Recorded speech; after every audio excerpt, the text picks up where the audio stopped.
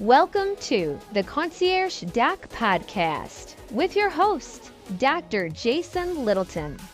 Today's episode, How to Have a Merry Heart. Hey everyone, hello. Welcome to podcast 2 of the Concierge Doc Podcast. Very excited to have you. Welcome to the podcast. Listen, today, great topic. I'm very excited to share this topic. I was talking with my coach and mentor, Dr. Stacia Pierce, and she was telling me that, having a merry heart is so important to health. And, I thought about my experiences. I thought about my patient consultations, um, really everything in my medical career. And I thought about how important it is to really feel good, to improve your health, really feel good to enjoy life, really feel good to just be excited about reaching your goals. And I was like, you know what? I want to dig deep and think about some of the core concepts of Littleton Concierge Medicine that I've shared with patients over the years. Now, before I get started, I need to say this for my compliance team. Access to the information materials contained in this podcast is at your own risk. The information contained is presented for the purpose of educating the consumer on a variety of wellness and healthcare topics. Nothing contained is intended to be instructional for medical diagnosis or treatment. The information contained is compiled from a variety of sources. The information should be considered not complete and not exhaustive and should not be in place of a visit or consultation with your own primary care doctor. That's important because this is general information. And, um, I always say to my own patients every time that, look, make an appointment with me. Let's go over a plan specific for you. That's so important that you consult your doctor. Okay, so moving on, how to have a merry heart. And I'm very excited about this again because, um, you know, one of the things that is so important, you hear this everywhere you go, is you have to have a why. Why are you doing what you're doing? When I meet with a client at the very, very, very beginning, I like to ask them, what are the 5 things you have to do before you leave Earth, before your last day? What do you feel like you have to do? What gets you out of bed? See, that's so important to knowing that because no matter how you feel, no matter what state of health you're in, you're going to fight to get those 5 things done. And sometimes when I talk with patients that are feeling down and out, I always like to refer them back to what are those 5 things that you said you wanted to do? Was it sail around the world? Was it become a chef? Was it hit all 7 continents? Um, what was it? Was it live to be 95 so you could be there for your great grandchildren? You know, these are the things that you feel so strong about that you're willing to do whatever it takes to get them done. That's part of having a merry heart. It's so important. And, you know, that list is not exhaustive. It's 5 things, but I always tell people, hey, don't tell me right away when I ask you that question. Think about it. Get back with me in a week. Think about it. You have to think through your life. When you take time to think through your life or meditate, you process what's really important to you. You start seeing opportunities you didn't see before. And that's so important to having great health. So, I want to give you a couple stories. They're fictional because I don't want anyone to be able to think that they can identify themselves with my stories. And I wrote this in my book, Energize Again. But I want to tell you a couple stories. You know, there's a farmer who um, came into the clinic and smoker, diabetic hypertension, and you know basically I asked the farmer, "How long do you want to live?" And he said, 95. And I looked him in that face and I said, Uh-uh. No. See, he was a smoker too, and I knew about some of his bad habits in terms of health habits. And I said, "No, no. 85? Nah, I don't know about that. 75? 65? Yeah, I think we can get you to 65." He was 55 at the time.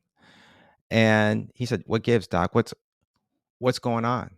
I said, "Look, if you keep the habit, the smoking, if we don't change the numbers, cholesterol, blood pressure, I don't think you'll make it to 65." He was frustrated. He was upset, stumped out the clinic, and came back 3 months later, smile on his face. I'm like, "Hey, what gives? What gives?" He said, "When you said how long, or asked me how long I wanted to live, I went back and changed everything because I thought about I wanted to be there for my grandchildren. I wanted to go to be 95 for my grandchildren, for them." And that was just like a total aha moment for me. It was a game changer because this guy found what was important to him, or one of those 5 things, and realized, "Look, that's big enough for me to change my life. That's big enough for me to change my numbers." Okay, next story. Um, a lady who was so depressed, she said she couldn't get out of bed, and I knew the person had a 2-year-old, and I said, "If your 2-year-old fell into the pool, would you get out of bed then?" She just looked at me shocked and surprised I even said that. Of course I would. Of course I would. I'd jump out of the pool. I'd jump out of the bed, dive into the pool, and save my child. Then I said, "Okay, there is something that you're willing to get out of bed for." And I said to her, I said, "Look, think about your life and the goals that are so immediate, so pressing to you that you're willing to do just about anything, like save your child, to get them done." That was life changing for her. Last story. I was talking to someone who was a smoker and I was trying to get them to quit. And I said, if someone said to you, if you were to smoke one more cigarette, you'd be in jail for life. And that person was like, well, I guess I'll just go to jail. But 9 out of 10 people that I talked to would stop right there. They just go through the shakes. They wouldn't touch that cigarette because it's not worth going to jail. It's not worth having that such powerful immediate consequence that people would stop right there.